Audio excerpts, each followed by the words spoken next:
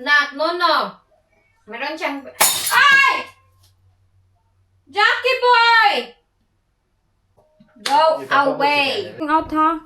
Go have take a bath, cow. Okay. Honey, but I didn't put my slippers by there. Okay, I catch one. Wait. I'm gonna put it in your face. What's in that, Jack? It's a little flying thing. Alarm?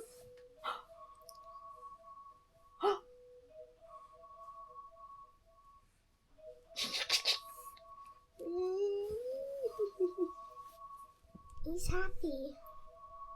He is. He's trying to catch them. He is trying to catch them. That's what I do. I do this. Curious kasi siya, oh. That's what I do. Hi. Kata hair. Be, dali. Kata sa anong hair. Ayaw lihok. Ayaw lihok kay mapahak ka.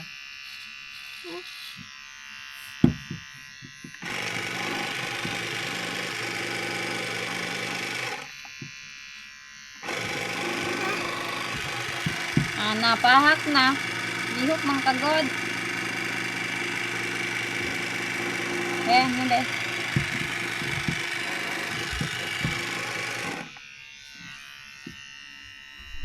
Ganyan ko siya pinapa-enjoy, oh. Hinahayaan ko siya kung ano yung gusto niyang gawin dyan. As in, basang-basa na tong mat dito kaya naglinis ako. Tapos siya, gustong-gusto niya dyan sa loob ng ganyan. Tapos mamaya paliguan ko yan siya. Hinahayaan ko yan siya dito sa labas.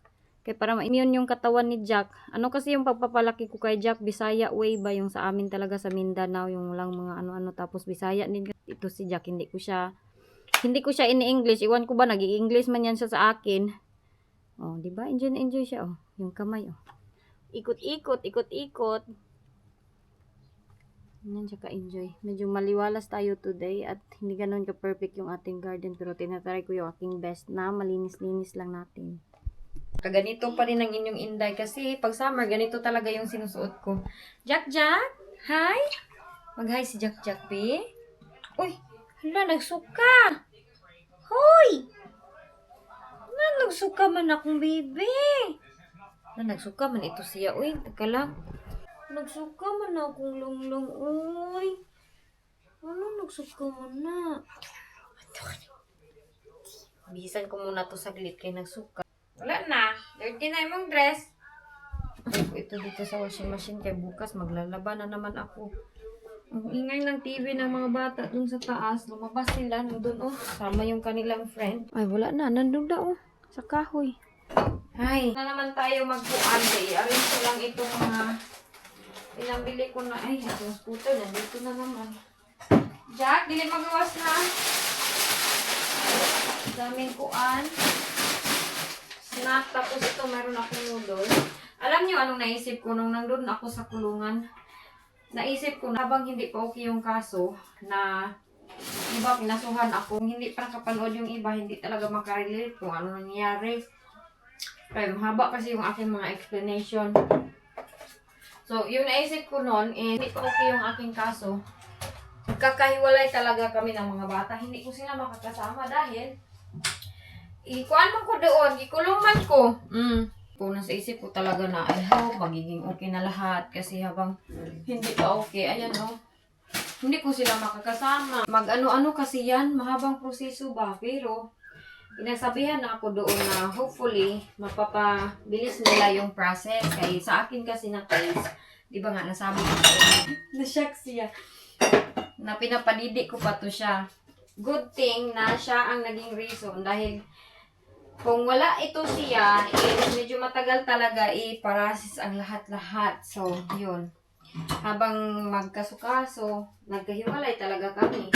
Kaya, doon man ako sa loob. Tapos, miss na miss ko sila talaga, sobra.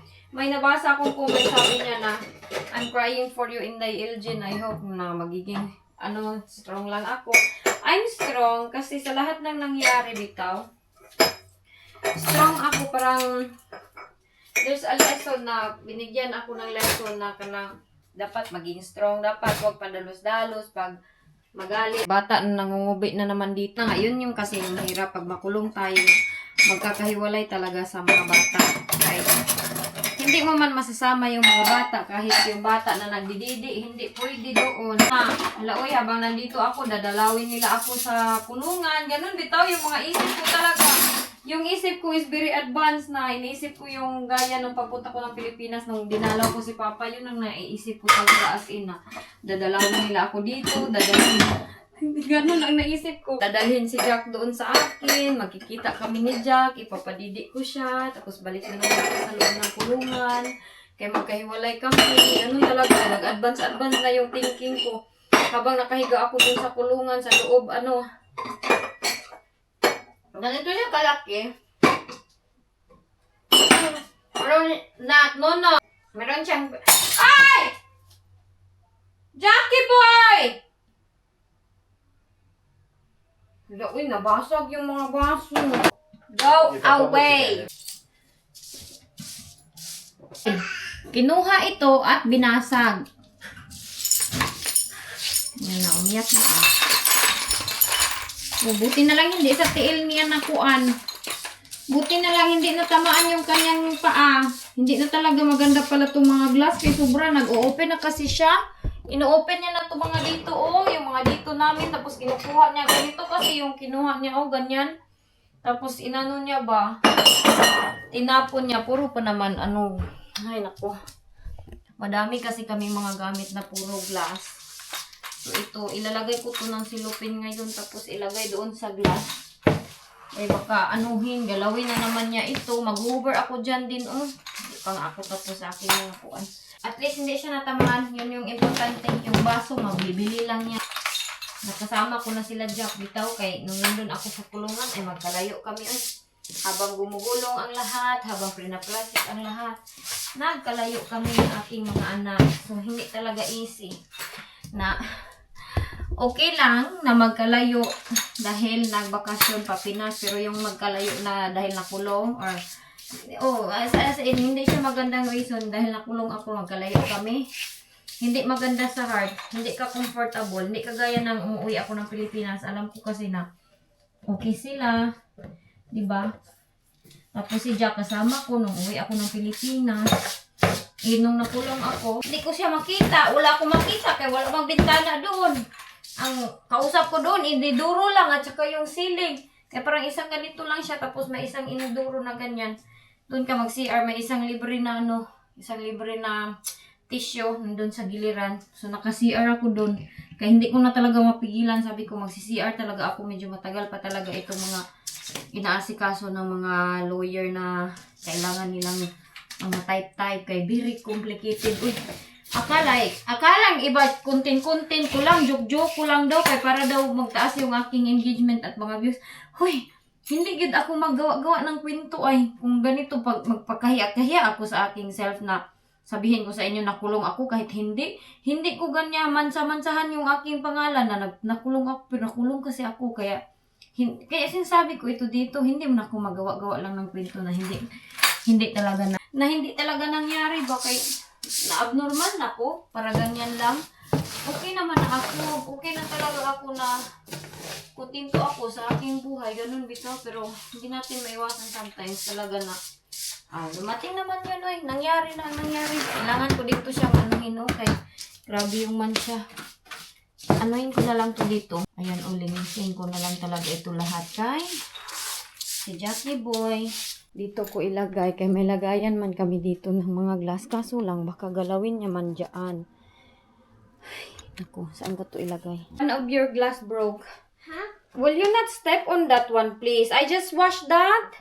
Putting all your dirty slippers there. Look, I just washed that because I can see all the dust. And now, look, you're just putting all your dirty slippers there. Mommy? Why can't you not take your slippers from there? Mommy, And then put it here. what glass broke? Your glass. Which one? The cherry blossom glass. I don't know. Glass. Like this. Oh, you mean the butterfly one? May mga hilang. Go put it there. Huh? Diyan kasi nila kinuan, Taghan na kayo stain. No more going out, ha? No, don't. Because I just washed No, that I one didn't. today. Because I can see all the dust. I can see all the marks. It's your slippers. You should come in, take it there, and put it there. Para iba yan sila pagsabihan kay parang wala lang sa kanilang utok.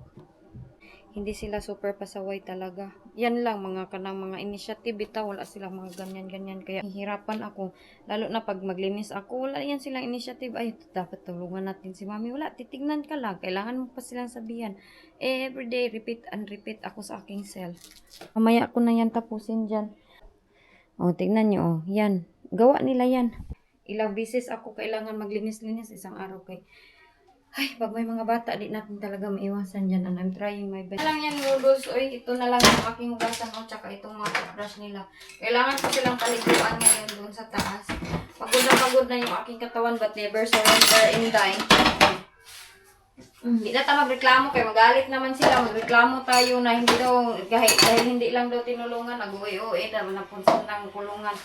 Ay, hindi man ganun ang reason. Oy, madami man, oy. Iba, misinterpret nila na mga bagay-bagay na hindi naman talaga nila naintindihan yung aking mga explanation. Bala na kayo eh. Ito na yung bala bang intindi ba? May tubig pa dito. Kanina malinis itong kusina. Ngayon, ay, ambot na ano na naman ito kaya muka.